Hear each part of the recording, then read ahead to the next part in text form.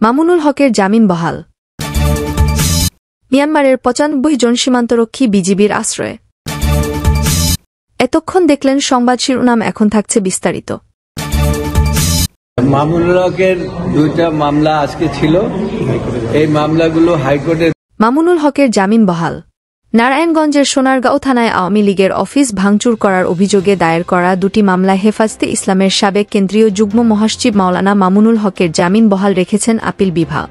সোমবার ৫ জানুয়ারি প্রধান বিচারপতি ওবায়দুল হাসানের নেতৃত্বে ৬ বিচারপতির আপিল বেঞ্চ এ আদেশ দেন।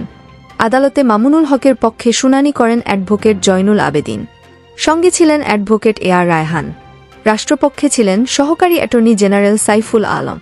গত বছরের ১৬ অক্টোবর নারায়ণগঞ্জের সোনারগাঁও থানায় দায়ের করা ২টি মামলায় হেফাজতে ইসলামের সাবেক কেন্দ্রীয় যুগ্ম মহাসচিব মাওলানা মামুনুল হককে হাইকোর্টের দেওয়া জামিন স্ট্যান্ডবার রাখেন আপিল বিভাগ। প্রধান বিচারপতি ওবায়দুল হাসানের নেতৃত্বাধীন আপিল বিভাগ এ আদেশ দেন। মিয়ানমারের ৯৫ জন সীমান্তরক্ষী বিজিবির আশ্রয়ে। মিয়ানমারের সীমান্তবর্তী রাখাইন রাজ্যে মিয়ানমারের সেনাবাহিনী ও সশস্ত্র বিদ্রোহী গোষ্ঠী আরাকান আর্মির মধ্যে সংঘর্ষের মধ্যে বাংলাদেশ সীমান্তে আশ্রয় নিয়েছে বর্ডার গার্ড পুলিশের বিজিপি ৩৭ জন সদস্য। সোমবার ৫ ফেব্রুয়ারি বর্ডার গার্ড বাংলাদেশ বিজিবি সদর দপ্তর বিষয়টি নিশ্চিত করেছে। বিজিবির সদর দপ্তরের জনসংযোগ কর্মকর্তা শরীফুল ইসলাম গণমাধ্যমকে জানান, এ নিয়ে বাংলাদেশে আশ্রয় নেওয়া বিজিপি সদস্যের সংখ্যা ৯৫ জনে দাঁড়িয়েছে। বিজিবি নাশাকা সদস্যদের নিরস্ত্র করে নিরাপদ আশ্রয়ে রাখা হয়েছে জানিয়ে তিনি বলেন, এ বিষয়ে ব্যবস্থা নেওয়ার প্রক্রিয়া চলছে। এর আগে রোববার ৫৮ জন বিজিপি সদস্য সীমান্তে আশ্রয় নেয় বলে জানান বিজিবির এই কর্মকর্তা।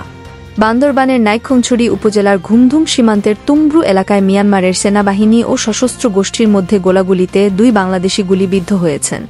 স্থানীয়রা জানান, গত কয়েকদিন ধরে মিয়ানমারের অভ্যন্তরে দেশটির সেনাবাহিনী ও সশস্ত্র গোষ্ঠীগুলোর মধ্যে ভয়াবহ সংঘর্ষ চলছে।